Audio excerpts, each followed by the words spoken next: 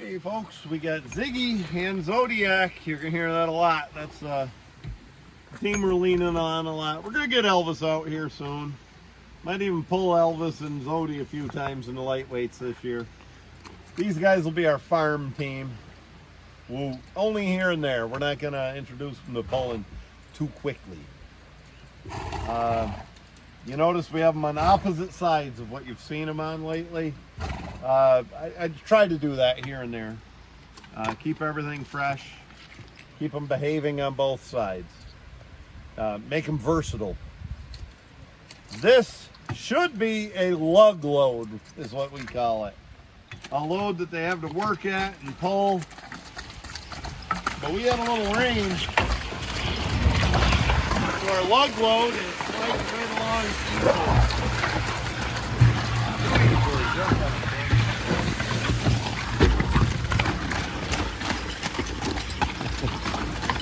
But guess what? We go far enough, it won't. Or we get a stupid rock stuck under this ladder. It won't be too easy.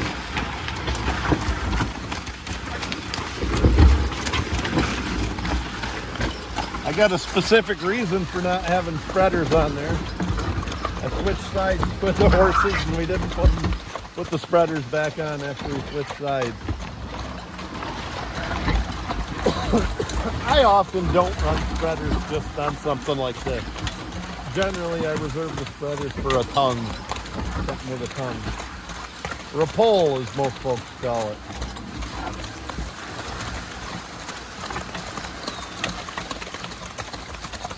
I was real happy. I always call it a tongue. Some folks call it a pole. I call them tugs. Some folks call them traces. I call it a sling blade. Some folks call it a Kaiser blade. Kaiser blade, yeah, that's right. Well, I thought we were going to do a video about lugging, but we're not. We just don't have enough weight. We're kind of lugging. You look at them, they're working. You know, it ain't coming along easy. It ain't rolling up on them. Ooh. If you follow me, you'll hear me talk a lot about self-awareness. And I do think self-awareness is, stay where they can hear. Self-awareness is the biggest key to being a good horseman. Know when it's your fault and when it's the horse's fault.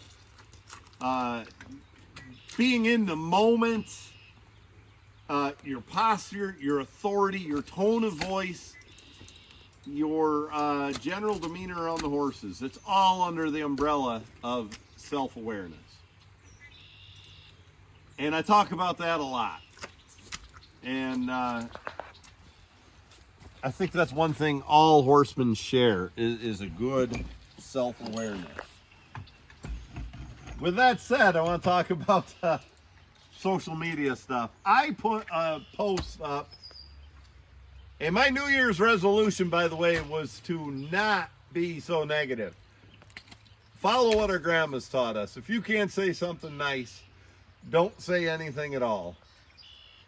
And here it is, beginning of May, and I'm failing on that. I put a post up of a Lancaster County Amish guy, and this was filmed by a drone, and he's plowing with 6 horses. And he was doing a piss poor job with the horses, to be very honest. There was a lot going on that could have been changed. He had a 2-bottom plow and a cart, and 8 horses on the cart. 4 and 4 with a rope and pulley system. He had jockey sticks on the outside 2 horses and regular team lines on the inside 2 on both hitches. He really didn't drive the back team. He just had the lines hung on the front standard of the cart. The one thing the man was doing, he was turning some good furrows. He was plowing well. But my caption when I shared that video was, our grandfathers would roll in their graves if they saw this. You'll hear me use that one a lot. I like that saying, or that expression, because it kind of hits home with a lot of people. A lot of people are like, oh, you're damn right. You know, Grandpa wouldn't like this, and I have to live up to his standard. Other people just get offended by it. But that was my caption. And I said, if this is what passes for horsemanship today, maybe that's what I said. If this is what passes for horsemanship today, our grandfathers would roll over in their graves. So if I wanted to nitpick, and somebody asked me to, from a good point of view, from a learning point of view, not a negative point of view, they said, I don't know a lot about this. Explain to me what's poor horsemanship. And I did. I hit a few of the points. They had a road horse, a buggy horse, with a buggy harness mixed in with draft horses. I think they had 2 buggy horses mixed in. I'm not a fan of jockey sticks anyway. And so I don't care for that type of hitch. Stand up. Good boy. Whoop, whoop, whoop, whoop. And, whoa, buddy. One thing I didn't mention, whoa, good boy. He had the lines that were just sewn together, one piece, and they were very short. They didn't even reach his cart. All right, I'm going to drive over to the top. They didn't even reach his cart. He had to lean way forward like this just to reach the line. The teamster lacked self-awareness and was not paying attention. The video itself was almost 2 minutes. The video itself, in the very beginning, you could see the team all crowding toward the plowing and started to walk into plowing. Then all of a sudden, a little bit of editing, and we're going to get splashed, Nick. A little bit of editing, and after the editing, he's back in the furrow, plowing like he should. And, gee.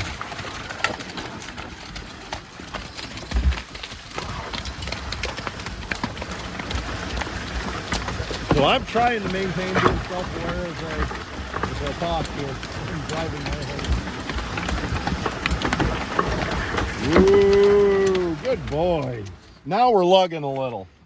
If you come up here. We got a bunch of stuff digging in the front of this sled. We're probably going to pick up some rocks. We only got 1 block on the pulling sled, but it's pulling hard, and we're going a good ways. And this is how I want them standing. You might have saw me slap Zig with a line a minute earlier. He was backing out of there. I want them like this, where the eveners are just up off the ground. So anyway, I'll continue to nitpick this poor guy. There was another point in the video, about 1.5 minutes in, the whole team crowded to the right and got on the plowing again. His fault. He wasn't paying attention. He's a passenger. He wasn't self-aware in driving. And he took the lines, that one-piece line, to the front team, and that's only 2 horses out of 8 that he's driving. He didn't even have the other lines in his hand. 2, 3 big yanks like that. And then they come back over. Instead of a nice pressure and drive and pull them over. You know, you went from loose line into yank, yank, yank. And that's not good horsemanship. That's not good for their mouths. And I was talking about the buggy horses. I mean, those things weigh 1,100 pounds, and they're hooked with 1,800-pound draft horses. Even on the eveners, you can compensate and give a horse an advantage on the eveners for a smaller horse. We're doing it right now. Ziggy is on the left.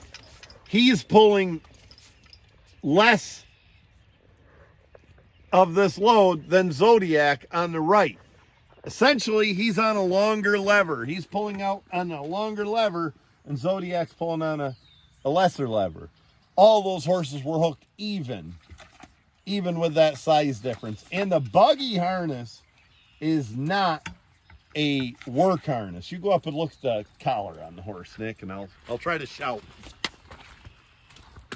You know, a good draft horse collar will have a 22-inch draft right around the middle of the collar. Not around the middle, but right around where the tugs go. Buggy harnesses don't. They're much lighter, as they should be. A buggy doesn't pull as hard. It's on wheels. Generally, it's on a paved road or a hard road. Hard by hard packed. Even a dirt road is hard. And you just don't want that extra weight hanging on the neck. It's a fine rigging for a buggy, and your draft is quite high on there too. It's fine rigging for a buggy, but it's not what you should use out in the field. And then,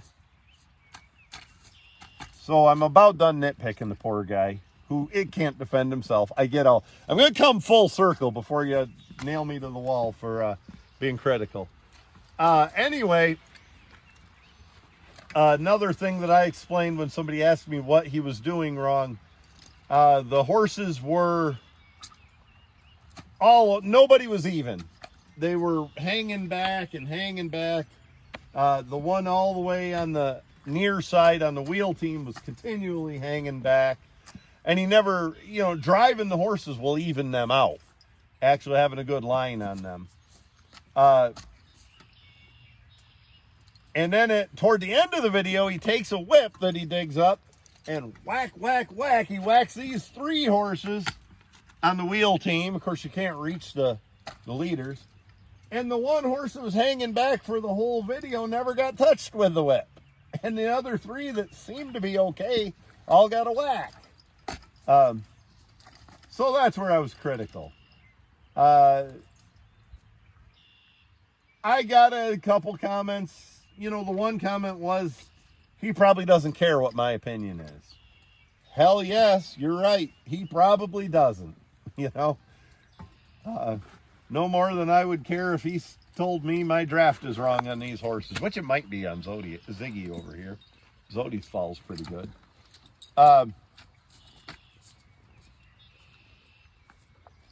But that's certainly a good point. Somebody else said he's doing fine. Those road horses are tough. Yeah, they are tough. Does that mean you want to, abuse that toughness and push it to that degree? But anyway, I didn't think he was doing fine. The quote was he's not doing anything wrong. He was actually doing a lot of things wrong. But if you want to get technical, he was turning good furrows and doing a fine job plowing. So, I'll take that argument. How much could he be doing wrong if he's doing a good job plowing? That's his objective, is to get a lot done plowing and do a good job of it. So, anyway, that's a little bit uncharacteristic for me publicly to be that critical. In my head, I'm terribly critical of everybody. I often don't say it out loud. I'm sorry, folks. I am. If you want a little solace in that, I'm more critical of myself than I am anybody else. And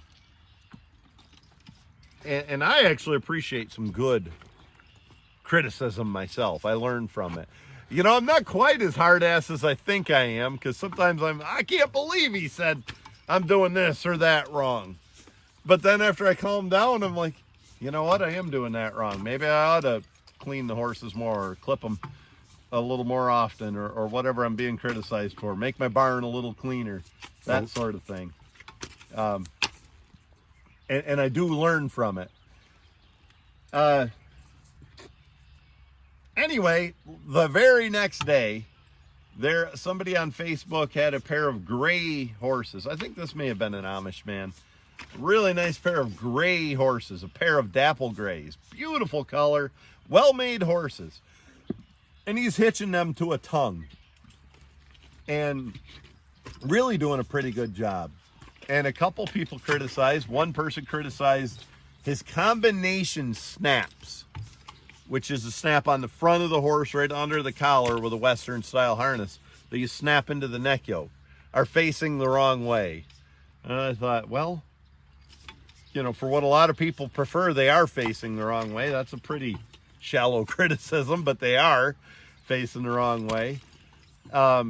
Another person criticized when the horses step ahead when you're on the tongue, they can be, that can be dangerous. Well, that can be true also. Not in his particular setup. His tongue was secured to the end of or his neck yoke was secured to the end of the tongue. But, and it could be dangerous anyway. It was a half step. Anyway, and I'll defend him on those combination snaps. Maybe just what we did here, what I started out by telling you in this video. Maybe he switched sides with the horses and didn't want to, like I said, I'm not running spreaders today because I didn't want to go through the extra step. Maybe when he switched sides with this team, he didn't want to go through the extra step of changing those breast straps and martingales and getting the combination straps right. And I thought, gosh, those people are being awful critical. Then I thought, holy shit, look at me. I was very critical a couple days ago. I'm going to start them.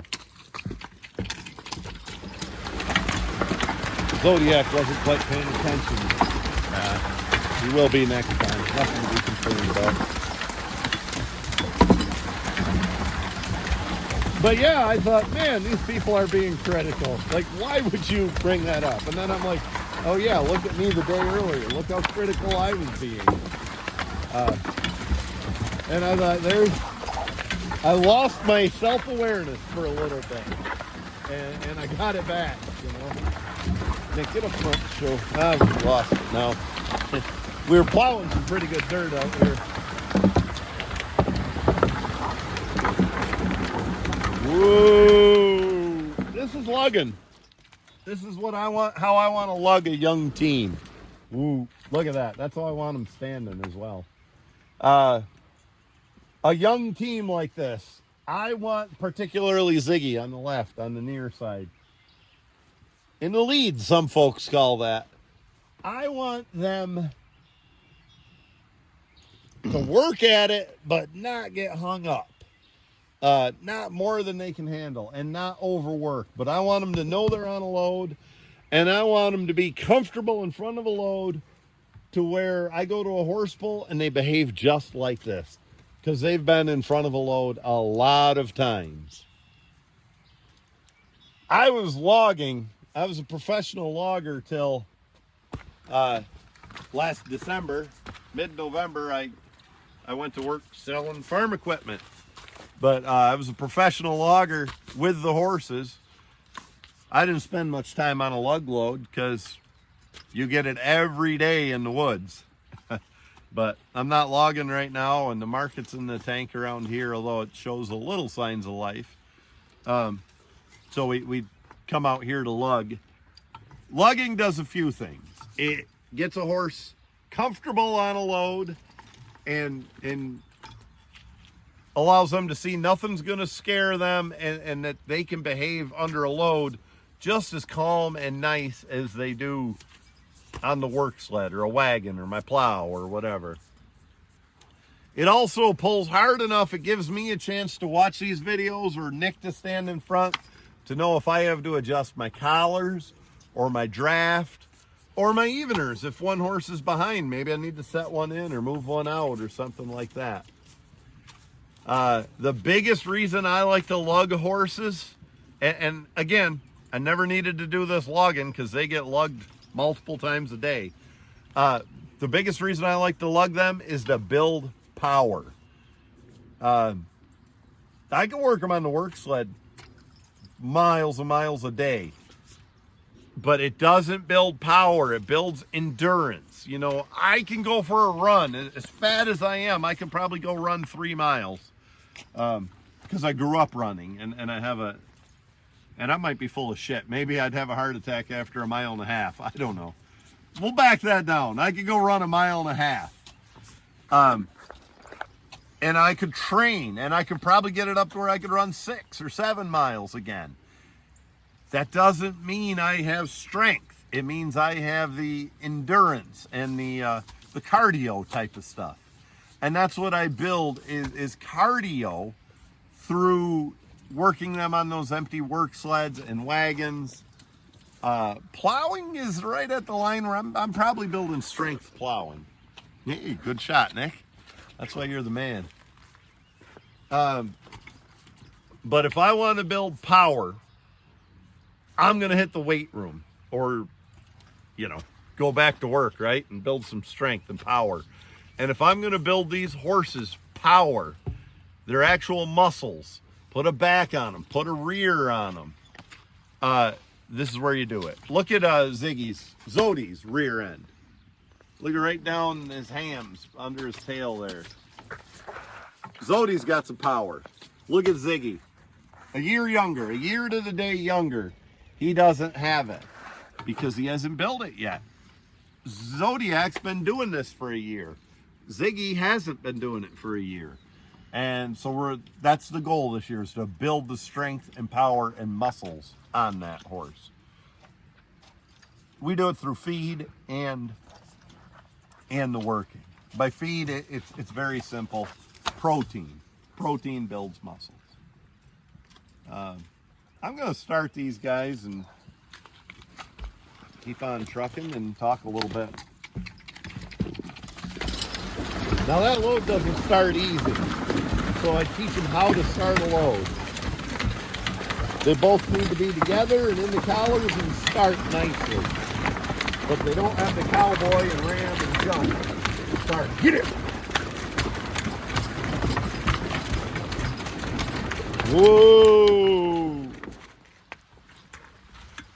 So that was pulling hard, and you watched them pull hard. Right here's why. That's why I only have one block on the sled. I was bulldozing. And good, I want that. That's what I'm here to do. I'm here to lug them a little and build power. Go a short distance and rest.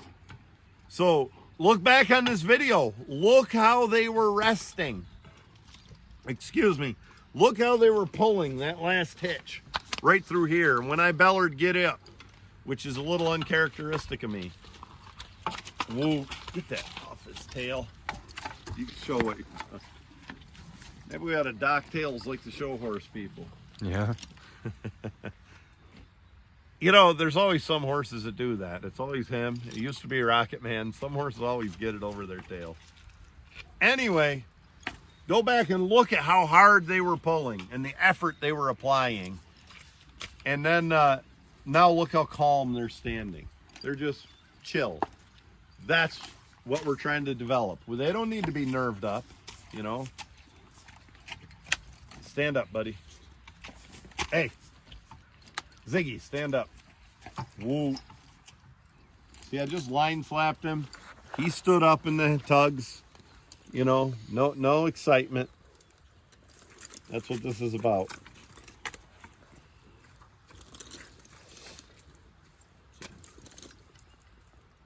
It takes some self-awareness on my part to lug horses. I have to be self-aware of if they're ready for it. Nick is the credit for why this team's acting so good. We were at a plowing event last Sunday. Oh my gosh, it was so much fun. This team was spot on. And the reason is because Nick had been driving them. I've been working all week. Woo. And I drove them on the weekend. And Nick is the reason, woo, that they were acting like they did. But we've been working them on the sled and on the plow and getting them hard and getting their muscles ready before we come out to do this. That takes self-awareness. You don't want to go do this. You don't want to go make them pull hard and heavy day 1 or day 2 or day 7. You want to get their muscles right and get them ready and prepared before you do this. Oxen are even more pronounced like that than horses. because you got to develop a callus, a pad we call it. Poop. Another thing self-aware horsemen do is watch the horse poop. Make sure there's no, thank you for not filming that, Nick. Make sure there's no worms in there. Make sure they're not struggling and constipated. Make sure they're not shitting too loose. You know, I kind of like it to, about the time it hits the ground, to break up. Make sure they're pooping regularly. It's as silly as it sounds. It's a form of self-awareness.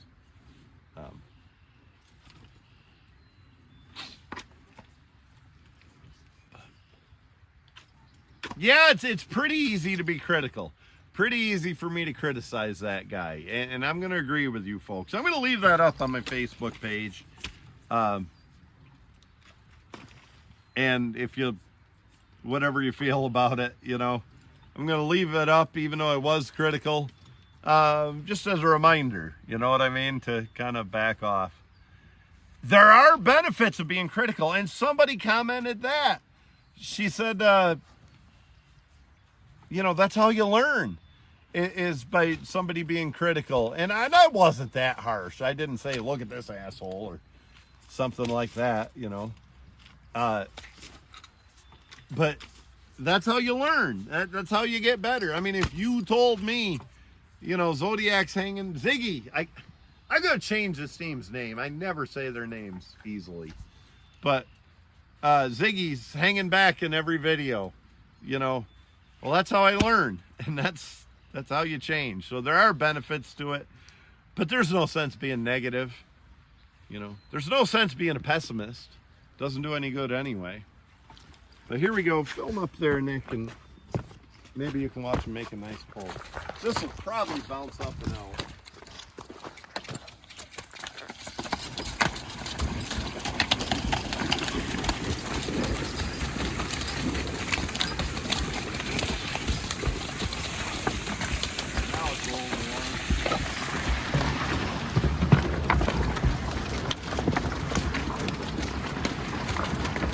Whoa, good boy. Whoa. Okay, I did give him one smack when I said whoa, just so he's up in the tugs. You saw when we were resting, he had a little tendency not to be up in those tugs. And I just touched him as I said whoa, and here he is. The end result's what I wanted. One of the first steps with draft horses toward being self-aware. One of the first steps is knowing when to rest a horse. I've always said, Nick, behind the camera, that Nick is about as good as there is at knowing when to rest a team. He always is, has a good feel for that. And how long to, I mean, they're work horses. We want to work them, but we don't want to work them into the ground. Our goal is to rest them here and there and keep them fresh for a whole day's work. And I don't want to break their constitution. I don't want a team so worked into the ground they're dead and pokey. I want a lively team. Calm and lively. Is there such a thing? Are those oxymorons? You said moron. Alert but relaxed. That's the term Gerald Alabeck always uses for show horses, and that's what I want with my pulling horses. Alert but relaxed. And I don't want to work them to the point where they're not alert. I don't want to take that out of them. The next thing a lot of people do with draft horses where they don't have self-awareness, right now with a loose line, get up. Get up. Nothing. They don't. And then from there, they start line slapping to get them going. The cue to start, you know, as Jason Rutledge says, it's a compound cue with most of us. The instant these lines come tight, we chirp. We don't start down here with get up. And that's just a matter of self-awareness. You got to think about that. I actually, most of my horses start without a verbal noise, just drawing the lines tight. But here's both. started hard. Good start, boys. Heavy. I'll probably stop too. There's a little more self-awareness. Ziggy's behind. Whoa! He's a colt. He's ready for a good rest. But if I sit on that side of the sled or I walk over here on his side, that evens him out and puts him ahead a little bit.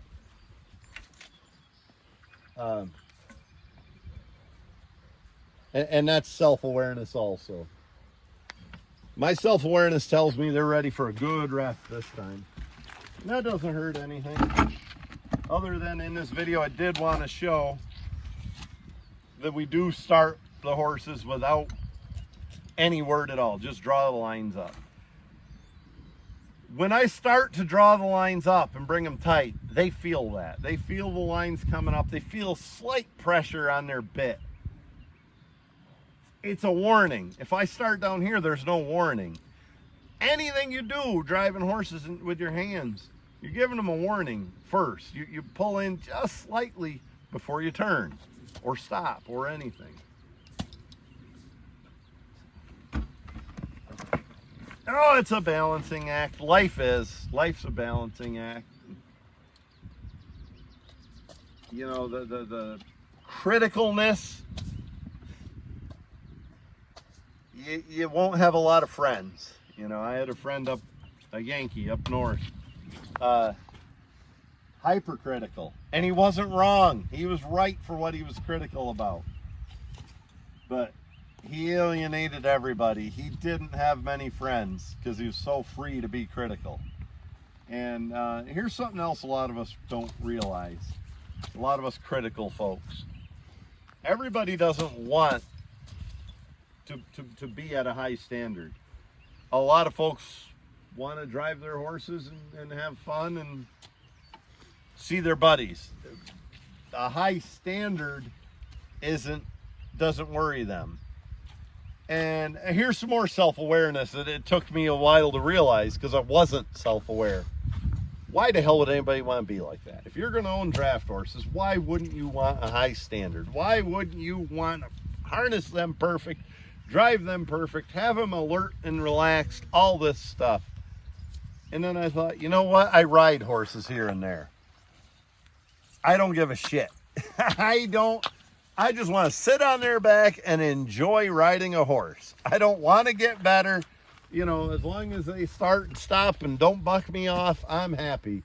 As long as my rigging's fitting good enough that I'm not well enough that I'm not causing sores, I'm happy. And that's my goal with riding horses. And so what the hell's wrong if somebody wants to have the same goal with draft horses? And we have to respect that. There's nothing wrong with that, you know. Everybody that bounces a basketball doesn't want to be Wilt Chamberlain or Michael Jordan. Some people want to flop on the ground like LeBron James. Oh, there's some more criticalness, Nick. Mm-hmm.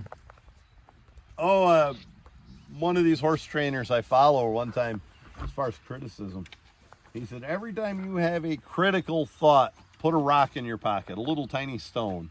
He said, you'll be shocked how many you have by the end of the day, even if they're self-critical. And he's right. But there is a place for being critical, too. I mean, even self-critical. Don't get down on yourself. You don't have to get down on yourself. Realize you're human. Realize you're improving. You realize you're starting somewhere. But also realize you're not perfect and that, you know, you can do a few things better. What do you got to add about self-awareness, Nick? I can't think of anything. What you're obviously doing a great job. You got this team going nicely. You work them all week while I'm working. What have you been doing to just keeping them at a comfortable pace and watching them, making sure they act right. If anything's out of line or place, I just correct it. You're in the moment. In the moment, yes. In the moment. That's where you need to be. Because the horses are always in the moment. Even right now resting. They're not worried about, you know, what Kate Upton looked like in the swimsuit, or they're not worried about what happened yesterday. They're worried about what happens right this moment.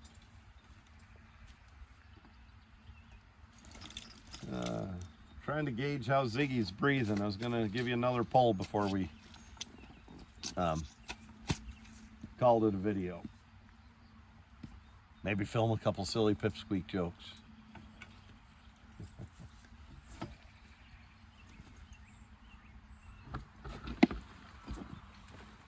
Well, I learned this from Mike Bueller and Seth Owens. When they lug horses, and I mean lug horses, I mean they get down and pull them. They hang the lines and they walk over here and get a cup of coffee, and them horses, those horses, are expected to stand and stand calm and quiet the whole time. And I hear Billy and Bobby Howard do the same thing. There's a lot to learn from that. I'm going to strive more toward that this year. I wouldn't be surprised if Brown Brothers do that, and I don't know that, but judging by how their horses behave, I wouldn't be surprised.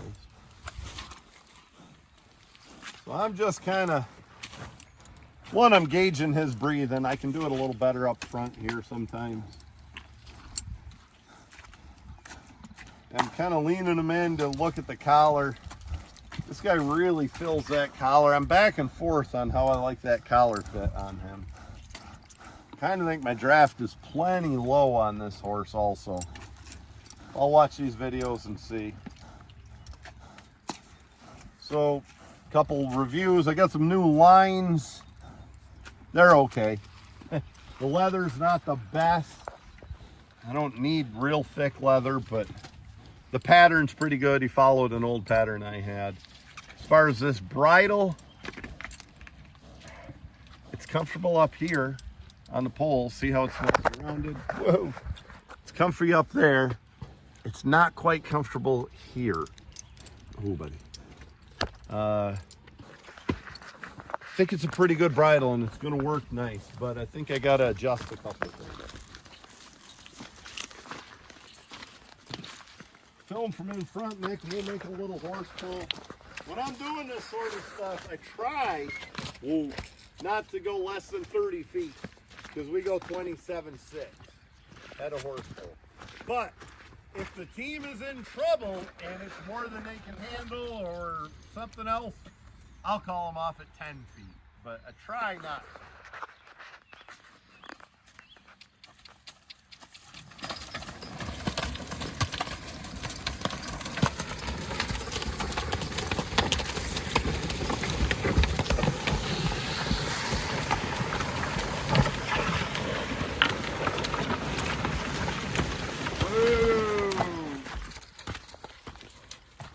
I don't know if I should have warmed his ass or called him off. He's working all he could. He's young. This is literally his first time lugging. He spent 1 or 2 days in the woods last fall. If he was a year older, if he got behind like that, I would have probably warmed his ass with the whip with one smack and he'd have come up where he belonged. I think it's pretty forgivable right now. He's getting tired. That's the other thing you notice. We're not going very far, and these horses are getting tired. The weight hasn't increased. The time has. I've always said that. You can balk a horse up on the empty sled if you go far enough. You know, people worry about too much weight or adding more weight. Well, go far enough with a load that 1,000 pounds will be a damn lot of weight. Well, that's my and I'm not that's my video. Talk a lot about self-awareness. I do a damn lot of talking. But we don't I'm not gonna promise you I won't be critical. I'll try not to mock people. I'll try not to be as critical. I do think there's a place for it, and I will be critical here and there, and I'll always be self-critical. I always tell that to people. You're not gonna be rougher on me than I am myself, and but that's how we grow a lot of times. Nick, you're off to Virginia, huh? Yes. Gonna film a rodeo. Yeah. Nick's YouTube talents are getting widespread. Oh, yeah. We are off to sell some farm equipment tomorrow morning for me, and then Sunday we got a little private plowing event for a local club I belong to, the Collins Draft Horse Ox and Pony Club. Try to make a video there. Nick's going to be out of town, but I got some other young buddies that might be able to help me film. So that's our plans. Try to keep these horses worked every day. As far as pulling, if anybody's wondering, I am going to enter these in some farm classes. The first pull of the year around here is in Clymer, New York. Last time I went there, we won it. And we looked good. Libby and Roy, they were pulling. It was a pretty proud moment. But Clymer, I think that's May 23rd is the first one around here. That's a Friday evening. It's to benefit a local Amish school. Centerville, New York on May 24th will be the next one. It's probably going to be the first one I'm going to pull in. Things might change, but I don't care how easy I take it on them. This team doesn't need to pull. Neither one of them need to pull 2 days in a row yet. They're not there yet. So I'll probably go to the Centerville pull where they offer a farm class, and not the Clymer pull. I offer to help any way I can out there at Clymer. I'll announce. I'll pitch eveners, whatever I can do. It's not impossible I might go. What is impossible? I won't take Ziggy. I might have Elvis ready by then and take him and Zodiac and put him in the lightweights. But then again, I might not. We'll see how they progress. It's up to the horses. So we're a little over 3 weeks away from the first pull, and I feel that's a good time to start lugging. Is 3 weeks away.